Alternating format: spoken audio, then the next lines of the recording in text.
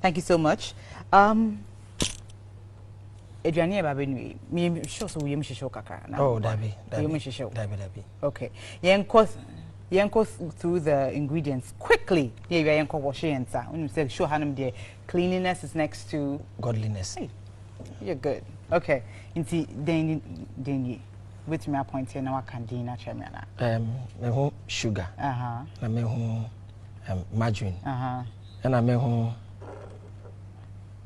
we dey minimum the crop. Na we say adwengo say anointing oil. Anointing. We are not anointing me, and so there. Also, you're researcher, and now can be and leader of common sense family. Leader of common sense, and he's coming to impact common sense into our heads. For those who don't have any, in a way, then. Way. Na mean, she then who had the crown. Uber so tasty. I say cocoa say. Uber so tasty, and now who now to make a shame there. Egg, kusiana. Tasty chena kachemi. Me that. As what? Say on who and science here who we are.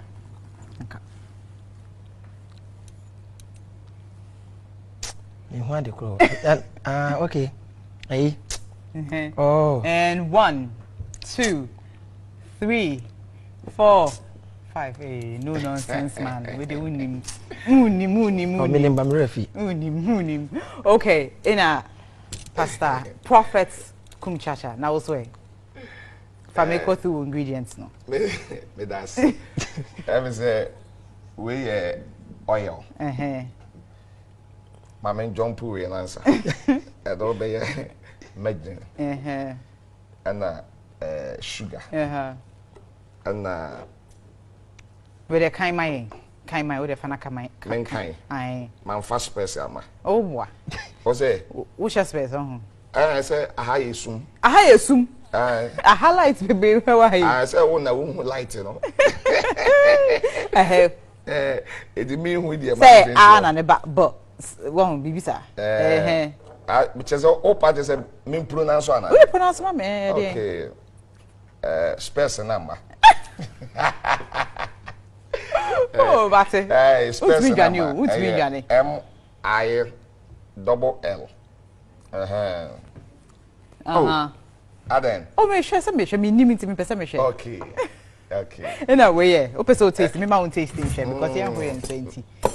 Me tasty, but me to me. Oh, say me tasty kura na me hu. Say Prophet into we the be ma wo de ana nyame. Ana. Me ntiase. So we a prophet into by now unim dia oba benua. Oh, there be. And en konesa. There be en konesa. Into where they no just say we a prophet and not just say bibia no. Yeah, the show. Okay. Oh, into unim dia yana. We are say ya it say Tom Brown bisa. Ya santo I guess. And then Tom Brown. The wow shot. Tom Brown will say that. Oh, you said Tom Brown they to me change. Who they taste him, who they ain't baby because Tom Brown I had to say fresh aboa. Aboa be so no fresh aboa. Me no fish aboa. Oh, to me change colors. Blue, green, yellow. Like chameleon? Yeah, thank you. Kadini she. Chameleon. The other me chela wono. One chameleon. My jaw waka. Open so you fast. They are more than fast. Kaya. I say but Edo. Tom Brown. The Tom Brown. Hey. Nana Addo Papa Ben Ababe ya to be who idea we are taste to be who still. Na say uni ya tasty yes one want to me kura mpuro na so. O say who's also ebi ya chimbi. Who's also? Answer me. Good any master can there. Wait. Put yourself in cushion. Put them you're quite close to it because it does look like, you know, eggs, but a condensed milk. Condensed milk. Maybe mama recipe. So opa wait me use. Na say o drink say wo de enka chef nka me bie kra me bie restaurant mawa. Hu nya so be use. Then I mean, she said, what's that? Then I be man. Maybe mama recipe. It's all by kind. Na mushroom my ye. So we shall out to me, yeah. Oh, so they the only me yeah. Ehu ya ho. Eh, ndwenu no wa start. So unim ya unim bibi ya unim ya. Saemom. Okay. So that unim ya so unim ya. Unim ya. It's true. It's a show where this is on my left is the blue corner and on my right we call it the red corner. In the red corner no, me pese me bisa o. Uhia menu na uhia. Oh me here. Uhia recipe so sa. Okay. So me de bema. And me be my catch the ababenia. Blue corner. All the wash red. I'm over. Me ma wana. Oh, Maddy, over to me, the amame, and any problem. Okay. All right. So, of course, since you've seen condensed milk and oil, and it's very simple snack. Condensed milk toffee, yeah. Very easy. Should we go to the sink? Nyanko washing sir. This is a washing sir. I did. Maybe I'm fee. Okay, my minute, Mr. Avram Ben Moshe and go first.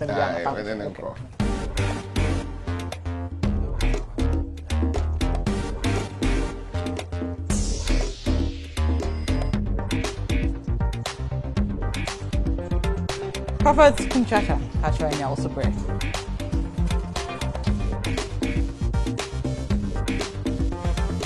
But before I ever start, what will share or ingredients? Two ben I shall win here, and I'm a fan call. It will cost me family. Yeah. Then I shall win here, I shall one. Say basil, any sugar no. Okay. Me here. Me found. Yeah, sure. Yeah, sure. We are sure. So we have some best sprinkle crab. I didn't want to take a crab. No. Going once. Going. Okay. And you're gone.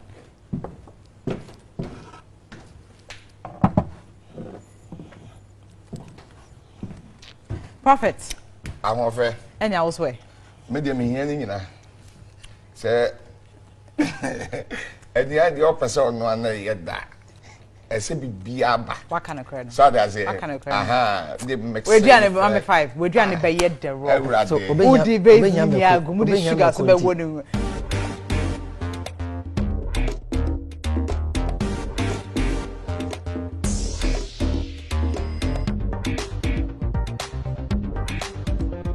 "45 minutes. Are you ready? Yeah. Are you ready? Am I ready to that? Okay. Start cooking. What's it 45 minutes? 45 minutes. Remember the Indian news out. And this, oh, we put me at say, oh, chilling out. 20 minutes.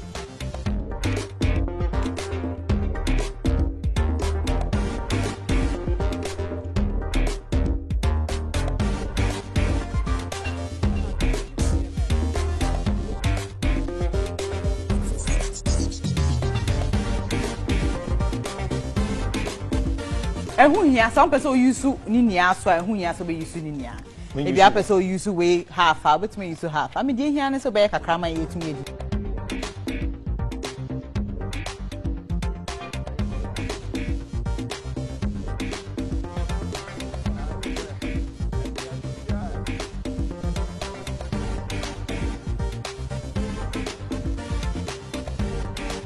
Na eko sen. Na me no. Because me share video of you. Now you were very upset with a lot of the pastors. Sorry, we're not kidding. A lot of pastors are more preachy about sika. When our pastors so do sika come up pastor there unim nyansa.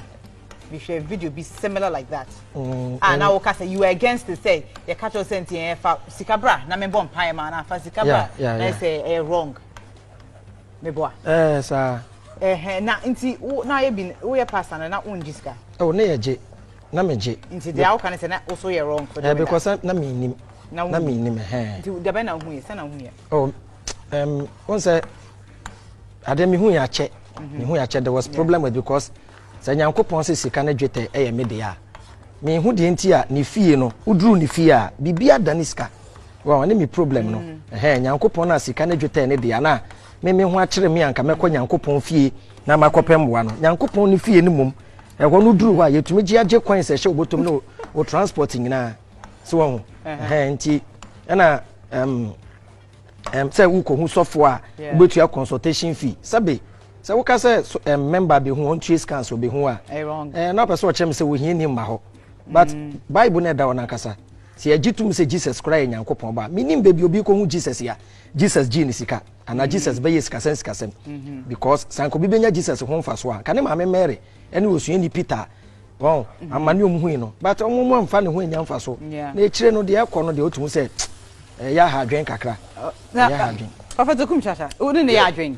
The woman say who say ewiase no ade bia odi bi gu mo ade bia o ye won negative no ye wo positive so ade say ewiase bibia ni wiase a obenya no 100% da me ya na me kan say Prophert Kumchacha me kan say asofo bone etum twa wo wiase da because Yesu Kristo mre so ene Paul no mre so o kan Acts chapter 13 verse 6 kemina Paul no mo bra so ne wo papa bi an ye friend ba Jesus no the Yesu ni ato ne ho so no the bu nkrofo eti asofo bone de on wo system nim bi bi e wo wi ase bia no Jesus buy no me example bi of asuafo 12 na ba ko wo ma no ye Judas ba bi enipa 12 be bi hie bia there is one Judas we media for 12 for Judas ba ko wo we are soldier for 12 Judas ba ko wo we police for 12 Judas back home it na to the be awete a yes police ni bi akobo koro no no de agua police for animu ase nye police for nyina na tesa yes sofo bi akobuye adeboni bi na da radio so na da pipam so ade say wa befrem o kan Jude 1:4 o se bi ewiewia wo ho abefra sofo diem o sa abansika wo twa koro ye original no ebi twa fake frem nyame adom oko America na ko UK ondi pounds ne ade pounds kora e twa fake efrem eti ade bia ye wo original no wo ye dan a so obi be hu a you don't take money from that person me obi ni wono mo a obi hu Prophert Kumchacha ojisika ye charge obi sika de emfuri nyame ye dwuma mu da sika de ye jisika de ye urade ye dwuma enu bi ni yedi si aso dan enu bi na yedi tu asofo ka enu bi ni yedi ya asole ho adwuma ba sa wo ye sofo na obi ba wo nchen na wo gbo na po enu enye wo ye sofo na obi ba wo nchen na aka den sa ade se bia utu ya 10 million 20 million ansa no wo hume na te se wo bi wo yi ohia ni no obesi dey but enya beba quickly to you now we'll say Pastor Mensa Otabil. Yeah, one of our mentors. Yeah. And then you're also speaking against Omo Jisika. Yeah. To see pastors and our prophets. Now, so said Oko anyway recently. Oh yeah, one crusade bisa war. I think say one of the stadium and I bisa yes. For instant miracle. Pay $10,000. And when you say, okay. So you have to be careful. Allegedly. Yeah. But I be a video no yeah, $10,000. So we'll take anything. One say before you name said be a mistake ayeka. Before no said ne nije wo ho na we mistake ba ko a. Na dia fra usuba nyina ba nya sa na tie. Me se me penny message. Man kasa ne sika je no na me pe. Now because I am $10,000 ya. For instant miracle. No person chem say nyankopon no ye bribe no. Won ana nyankopon no oyeni men no. De me pese menua Kumchacha na asofo nyina ti asese. The concept of sa beboa nyankopon adwuma no. Eno ne ade a menti ase. And you be explain actually. Nyankopon no ntumi nya na adwuma. Me na membo no na adwuma. Nyankopon na wo so no boa me na adwuma koso ana say me na menko boa nyame adwuma. It's just a way of extorting money from people. Because mama no sian kebe kama. So onu nyankopon no ye ne mma. Se nyankopon abuma be wiase a ono so boa me na madwuma tumi tumpon na madwuma koso. Na se nyankopon na so dan me na minsi ne dan ma no. God who cannot build his own temple. Na oil limited. So when a concept bi aba mutumu say ebinum what talent ya ombe ye adwuma kwade abo oman na o say urade afren say say kwade aba say young boy bi bobra na nko ye no tu kwan pe na pay instruments na be pass all dan within still there ye yawo mu ne say ube steady no na asofo no a live lavish lifestyle more than the church members Wow, inti dan ka me to hu say Jesus kura ba ne nim baby ote according to Jesus na nkasa. No say anoma wo baby order wolf kura wo am no dem oni baby order. And hwe aso for baby omotete. Wow. Now problem if you anything. The problem. If you trust nigga because me share video been attempt the pa me nim say oni to media. Na pastors must media attempt sir. Oh. Say pastor no say the woman say o kan Bible Proverbs 26 verse 4. So boss, you say there memory verses no kind of o kan bia na no correct. What's it Proverbs 26 verse 4. Proverbs 26 verse 4. Ha. Yeah buy you, yeah the Bible ni abaye. Bia wo be bie ne hia. Me na me bie no. Me metumi akotu be there. Proverbs 26 4. 26 verse 4. Aha. We are no I jump about verse 5 no. Yeah, patch me too. What say emua okwasea ne najimi sem so. Na wanye te se ono. Wo jump ba verse 5 na. Was bua okwasea ene najimi sem so. Na wanye nani so se oye nyansafo. Wo hwe ho na te say. Do not answer a fool according to his folly, or you'll be like him yourself. 5. Answer a fool according to his folly, or he will be wise in his own eyes. Inti. Mini aba, only Bible doctor na shia wa ha no. Enti no. Ready, why are there? Oh, that be. My yard say. Some person ukofo hu because they bia. What is you on me buko. Coach ni de obekotu na times interpretation no. Na na error. Ubu ya interpret mama. Say, the woman say, ubi sa me efiasem. Eti na ma me quote to this quotation. No so what I say. Ewi ase obi graphic kura e da ho no no. Obi a was said o kan graphic here. What I say. So what I say. But some men of God need that you have that insight because that's your work. And na me the example ama ono na wo ba mu. A wo kan say interpretation as e dey be dey. So what I say. Obi a was said o kan na dey a what na dey say. Ye ka say ye be ko eno no so a. E be take ye so many years e wo many ni me no e wo ha. But enye no. So that say. Now the woman say, "Who be some afia ho asem? Afia a Schwarzenegger's. Schwarzenegger's. Okay. Wakoye oba bi a kan quotation we mama ansa na mato aso. Kan mama Proverbs 9:13. Am fa kakra mo no. Bie na kan bie. Open the Proverbs. Proverbs 9:13.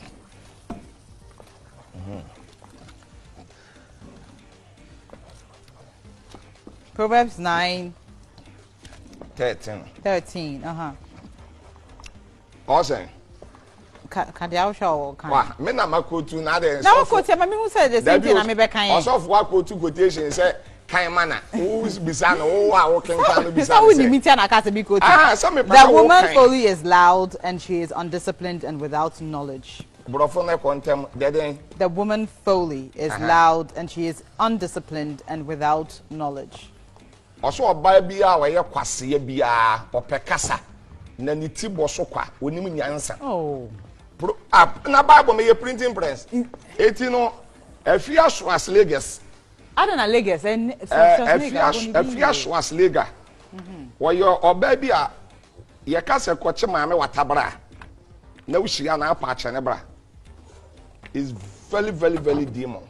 No, don't say that. Oh. No, because I feel as if as a pastor, when you have young women, children, everybody looking up to you. Now as a pastor, no, when obi aye bonia, mo so na mo ka say obi aye bonia, you know, dan waso ba kona den ombo mu no nkwa na so obi twa waso ma dan waso ba kono onko.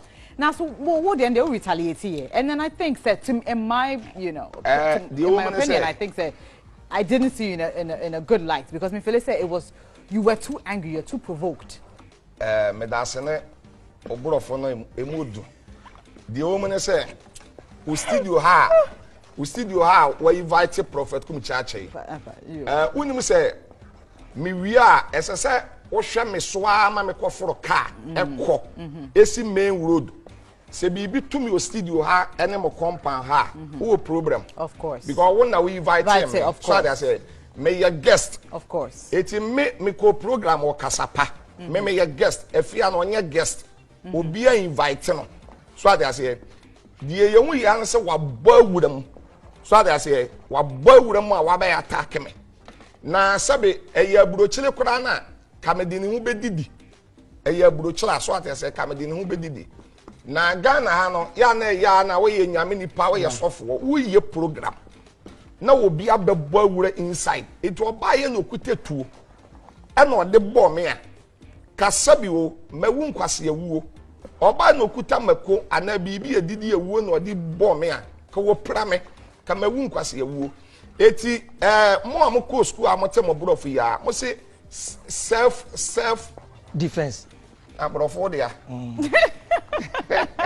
emo ayade abua me wa mo me aka me hu dia be be now yeah Pacho why do you saying what do you think of the behavior video it was very me topic crowd yes Pacho yeah one say in a way no sabe Kumchacha Cl wapa saade ne ho chew dada so ho enti ya na Pacho wapa ho chew one say they also ni pay na tia se ne say I am not mini aba mema sofo Avram ato aso okay achewa me pae no enya afia na me pae oh yeah enya Dabi sanka o pa afia chew kranka onfumi me dem be say ni pay na tia se ne say I am not against nipa na mum religion na me against e wo so obi ati ase say ye ka so obi a prophet and asofo a o ye nipa na nipa bi anso we are subject to human error nti say na say yete say sofo bi aye mistake bi a e wo say yesusu na ye ka because o ye nipa e na me de on say verse na wo quote you no Proverbs 20 26 verse 4 no 4 ne say memboa okwasea ewu na gimisem ho na wanye se wo no e na 5 ne say bua wokwasea na gimisem ho na wanye ne say nyansafo Aden a man of God no when choose verse 4 na esime mbuwa wo kwasea no na wo choose we no over to you so me dey na say mama wi o say Timothy woman say me wi a Dabi why ye nti mama nya me wi na to aso okay adenti a me bua no verse 5 no say anka me na me so me pese obi sa question bi say why you bi da na me ba ho ato aso ana because enye first time nie I de aye me sa why me first one memia no why me second memua no why me third memua no and the nipa no so be wura studio hono mo no asem o kan ne say memia kwakobo na what say asena kwakobo no asi we ni abrepa kwa the woman ne say ebufuo de e wo nipa bi aso so atena kwakobo no oh yes Christ na bia na John chapter 2:14 but na bia na ebo hwan ya wa mon krofo edi dwa wa so de keka mo ne amegu e wa mbom na keka krofo ne amegu a no den kan bibi gu e na kokobo no Dabi na so de abuse against eti the woman say me nua ba be pese me nua na te ase se okay me pese me nua na te ase se wo ye de edi kan eno ye de to so me no eno ye de to so me nsa ena Prophert Kumchacha mamua no so I say enti the way no obeye ye no eye de to so enan so that say eni ne oba so no abedi do atem and the Prophert Kumchacha and we question say when you use common sense when you use Bible ne say onu afom ba ko a fetch ne 7 times 70 times yes so come je Bible ni yes and how many times anya me say obi obone 7 times 70 pepe say me nua panyini Kumchacha tiase ne say me support the sister efia ye ne da because wanye ne yi what dey aye mfensi ho well but me dey ne say as man of God no o san ka fa verse 4 no instead of verse 5 verse 5 no ena de ba kwa ho ne say me person mo tiase say Bible na da ho no eye book wa even Christians themselves they can't obey the book because common sense kira say nipa ne di watem 1 2 3 4 on the fourth one no also woman nipa ne hu say no do aye ne nye na book ne ka kira say wonu aye obone ba ko a fetch ne 7 times 70 times na they went here na we went here just so na say won so obi ye obi sa ni minji book bi common sense kira be say onye Bible ni me that mean you so kura adwene ye adwuma eti onye Bible ni Bible me for Bible me enye Bible na me de ye adwuma that be caution is minji Bible ndi enye nyankopon asem you see nyankopon churo book unji Bible ndi dabi wait into unji nyankopon ndi I believe in God but you don't believe in Jesus Christ and everything I don't know why I should believe in Jesus Christ for salvation While there are people in the Bible who never accepted Jesus, but Mudin say, Omo Yankopa. Abraham Abraso, not Jesus and by. And so Abraham Yankopa down for David and who Jesus and so David Benyankwa, according to Christianity. Are there many penyan quaji? Are there many penyan quaji? Heaven be or why? Abrabwatin in any deco. Jesus Matthew 7. That is a so phobia to improve heaven. Prove me heaven. It's heaven in your place. Oh. Heaven in your place. Heaven be anywhere you go to is your heaven in your heaven be anywhere. It's heaven in you on man today. No Bible na down. Mama this Prophet Kumchacha. Judgment day soon. Okay. The concept of judgment bra and e fa na temu da no. Se aka se edebi wo kwa Nyankopon be free wiase ni pengine be gina nanim na wa fra agege e 11 na. Se si America se kura ya yete 7 billion. Na Nyankopon be free wiase ni pengina na wa fra 11 na nyesa na tie. Would you say nyame time? Nyankopon. The concept of God, even the concept of God in religion was invented. Jesus Christ, I say, might be on in Facebook or US, on friend evangelists are there. Okay. Now, on say no, the program, our one another empire. Now, mean you in person what I say, John 5:22, Bible say, a journey mu be at him. Or the attempt when I shall buy Jesus Christ and sa. That there was Jesus, or what Dankwa. Now, maybe some questions. That the only Jesus, maybe some question. Maybe some question. Me Prophert Kumchacha. But David Benyankwa. Me person maybe some question. Maybe some say. Obo point be say. So be am fa Yesu a. O Nyankwa man. There be onu bisa me question say. That be me person bisa question say. Say obi anje Yesu ndi a. O Nyankwa ananya sa.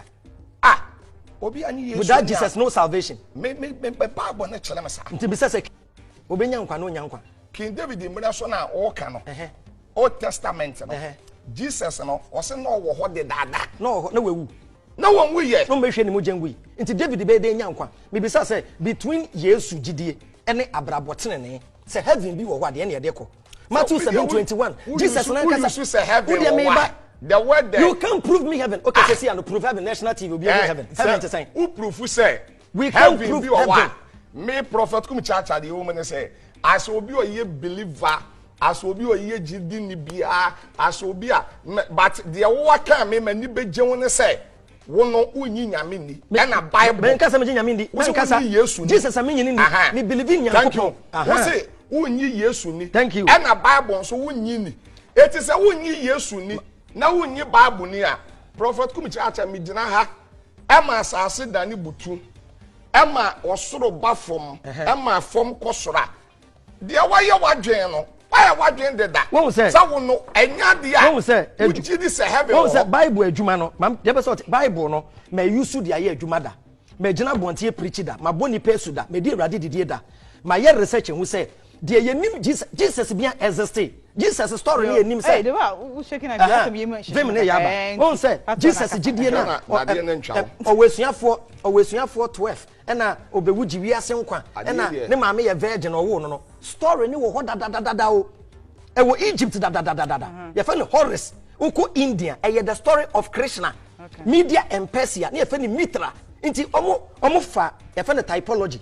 Omo fa stories no Kumchacha na unim sa de suya nya botre suya na ewia book bia Bible na da wono na apart from Bible no yensuya book bi me ba when I catch a book bia tie me tro sem no ye Bible na ye tro kronkron no me emu nsem na me gidi ade book bi mu nsem no Prophert Kumchacha me unim say Bible ni be true a history and they check Bible ni say Bible ye true Bible obi na tena se invent unyi ni say ye true enye nokre Bible nye nokre dabi metumi acha o mra bi Bible nye nokre because yes we are inventing show where we want to go for a quick commercial break. When we come back, Dining with Cooks and Braggots continues. So welcome back. It's now time for us to taste this. Well, this looks fine.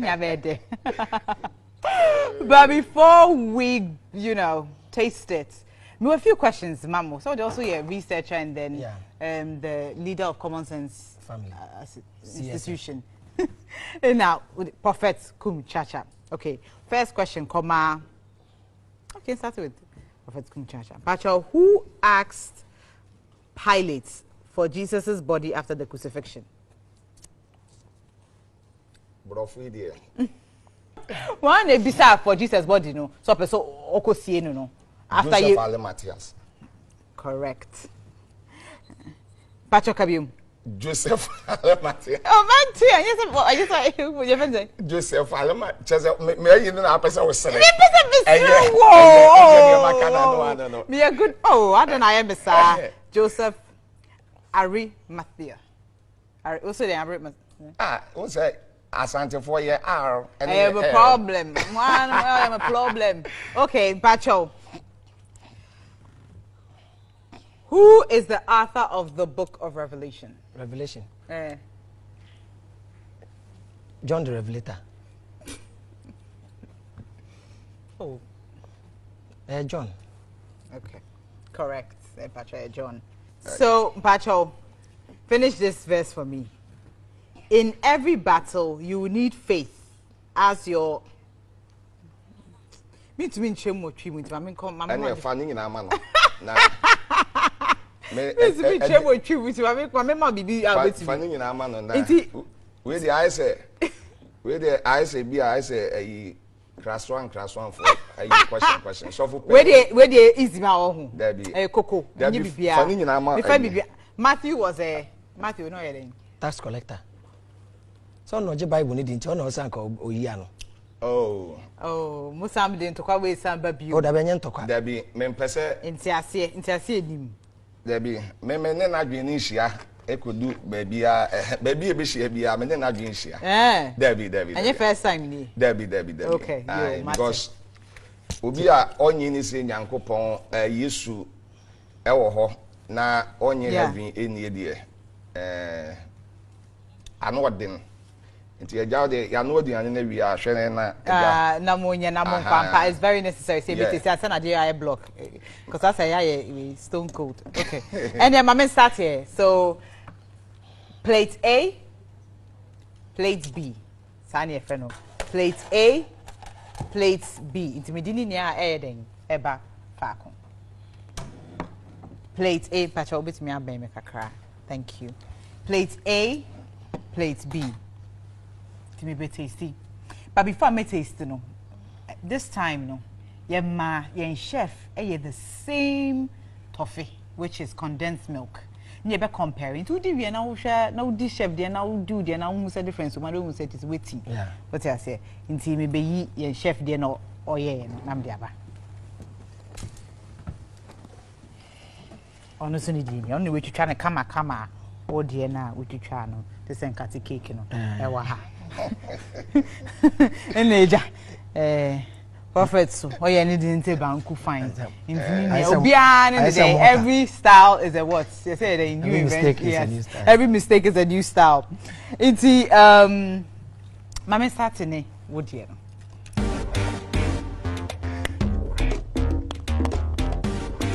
Kumchacha aju nya shovulo I say water no spoon and a fork near the womb not be what they are.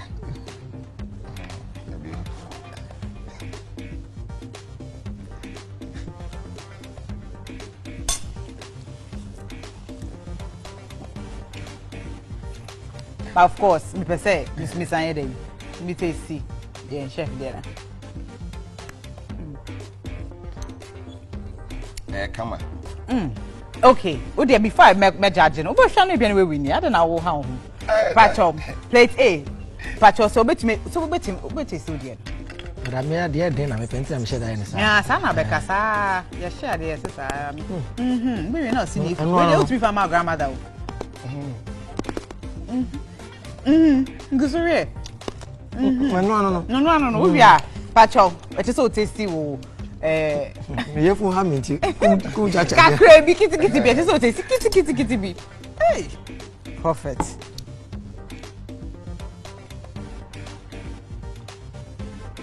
I said, chewing up. Pacho also Prophet Pacho won't see my pantayo. There you a crabby. It is so tasty. My kids will be my pantayo. to say. Mami.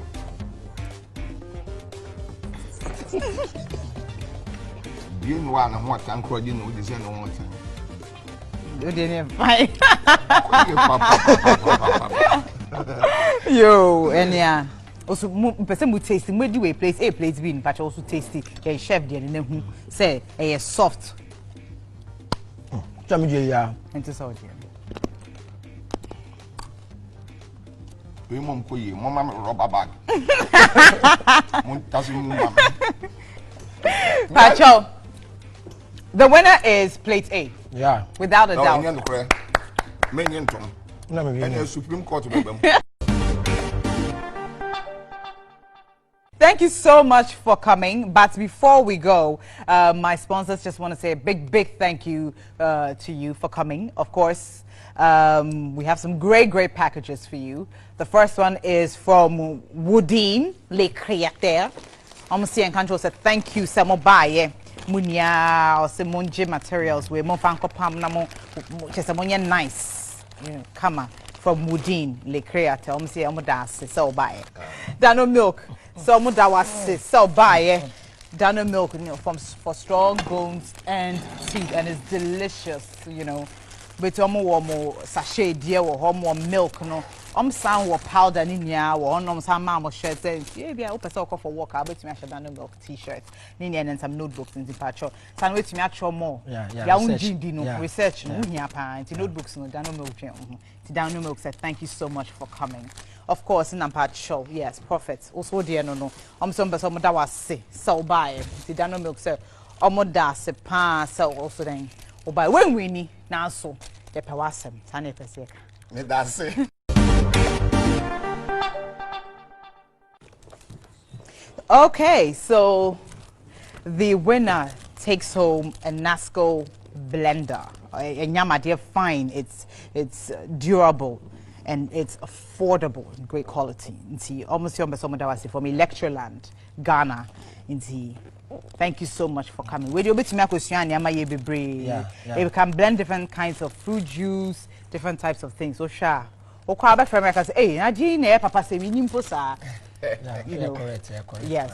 So Nasco, bring your own happiness. So Mpacho, we want to say thank you so much for coming. Yada was fine. Yes, share nyama bebre. Me who TV so da. Banami so me who videos ni da. Yes, we need broke ourselves. But it's such a pleasure to meet both of you and yeah, Bompai sent you bit me share another time. Thank you so much for coming. I was very educated and well informed. Intipacho, set off your way dear Ujama ubi nobody. Me who say once na kwa belando was so just means omo inti patcho mo amundi mo ade na yo chese yenko. I know no ni kan ni. Eh so be do to all this na di. I just bulletin bag me friendship. Thank you so much for watching. This is Dining with Cooks and Braggers. Cook. Braggers.